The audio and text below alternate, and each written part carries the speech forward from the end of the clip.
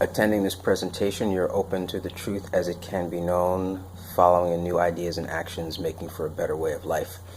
I'm James Coleman. This is Inner Peace Arts Unscripted, and I'm an inner peace artist, which means I concentrate on the intersection of personal development, spirituality, and social change. You can check out my blog, innerpeacearts.wordpress.com, Facebook and Twitter at innerpeacearts1, and email me at innerpeacearts@protonmail.com. Today I'm going to talk about conversations with new converts. And this is not converts to inner peace arts, if you're thinking that. It's really converts to other religions, and the excitedness and the energy and the feel that they bring. It's really special.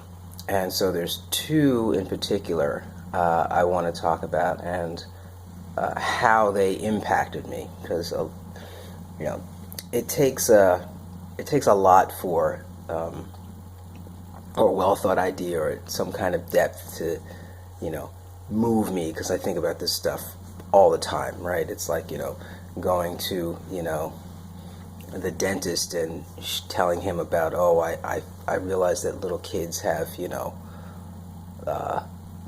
smaller teeth. It's like, okay, he's gonna be like, okay, that's nice. But so getting back to there's two converts. One was a new Rastafarian, and one was a new guy who had converted into Orthodox Judaism. And so actually putting the two of them together like this is actually kind of interesting. So I'll talk about the convert to Judaism first, because he had lived his life, and he was basically, he wasn't a drug addict, but he had lots of experiences with drugs, I'll put it that way.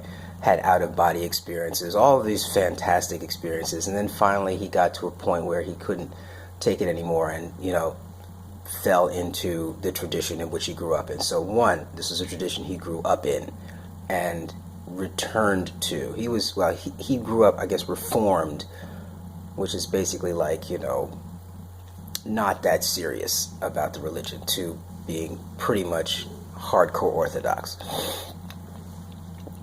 And what was interesting, not only the energy, but were some of the justifications used for the believing.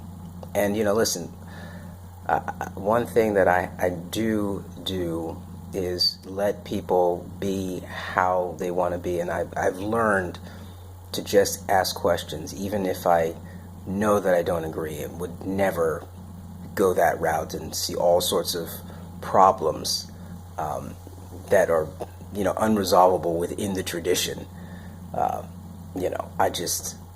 So I let the guy talk. And one of his justifications for believing in the miracle of God was the notion that there was that when you wake up, apparently according to some cardiologist that he knows, you need to give yourself 11 seconds before you kind of get yourself started.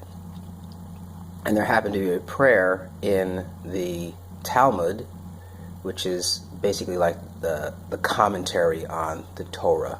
The Torah is a Bible, so it's the first 5 books of the Bible.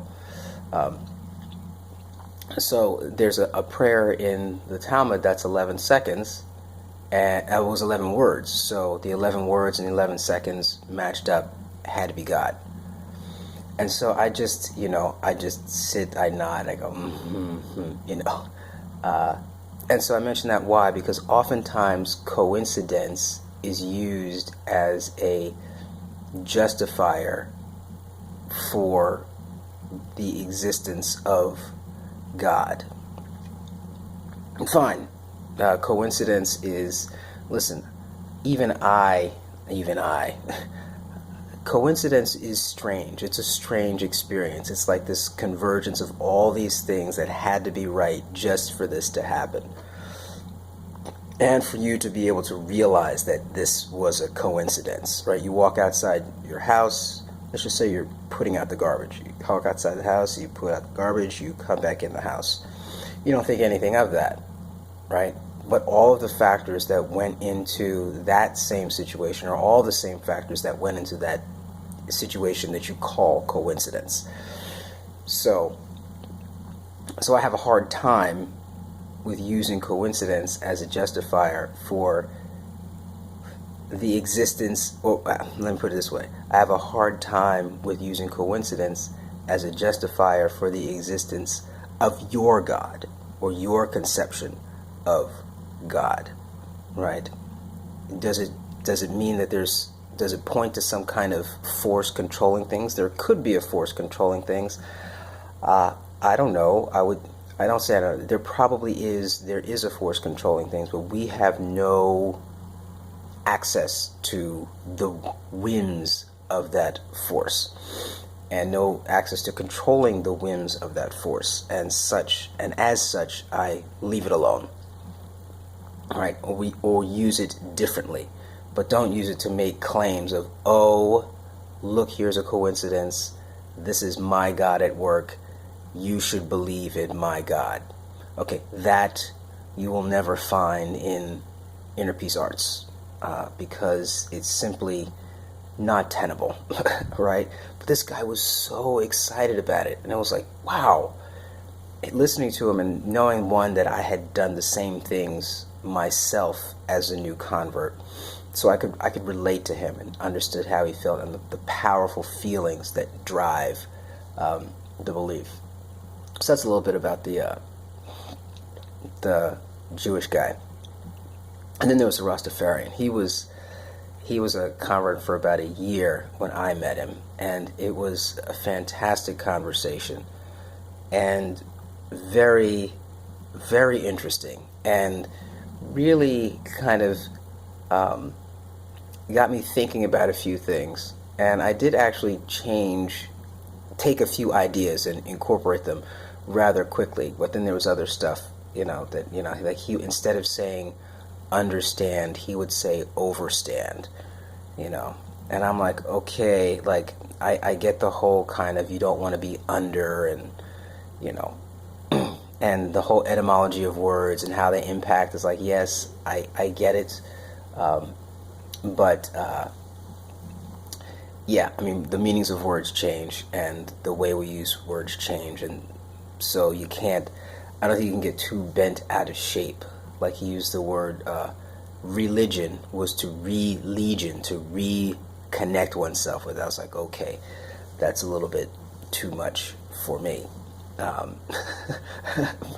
But he did mention a couple of things which I fully embraced. One was the notion of words as spells, and especially the written word. The written word has been used to control much more than anything else. I think we really can't imagine how dangerous the written word really is. It's put down on paper, and it leaves an interpretation up to the person, and it's just, I understand why they burned books. It's so words as spells, and because you spell words, that was his thing, and it was funny, but there was a truth behind it that I couldn't argue with. You say a word, a person understands the word, it creates an image in their mind, the image creates feelings, associations, all this other stuff. Very powerful. So yes, fine, words as spells. But then the other thing was this whole kind of 12 tribes of Israel thing, and them all being of African origin and such. And a while ago, this is a long time ago, people have said there were people in Times Square that would, proclaim the 12 tribes of Israel, and that they were from Africa, and blah, blah, blah. But what was the big thing that I drew out of it? That Hebrew is a Semitic language. It is not European in any way, shape, or form. So all people who claim to be Jewish, right, are all converts, because they're they're not Semitic. You can look at them and you can tell that they're not Semitic. They may have, little inklings of Semiticisms in them, right? But they're not Semitic. So that whole thing is borrowed, right? And co-opted and adopted. And, I feel there's something special about the Hebrew language. There is. I don't know what it is.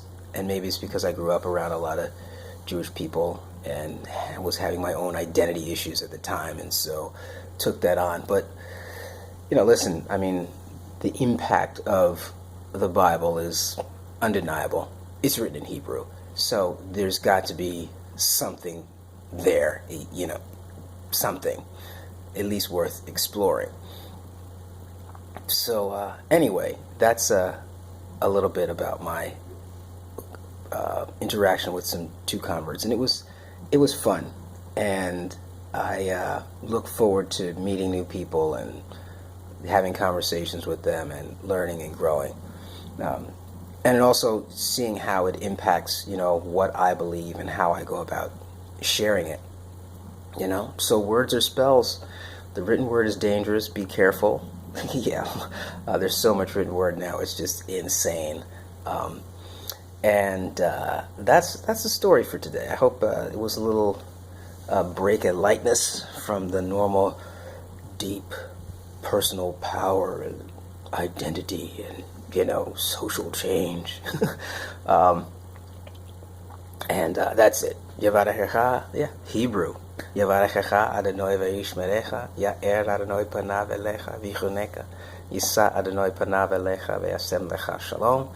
In distinction, thanks be to stream, in stream, by stream.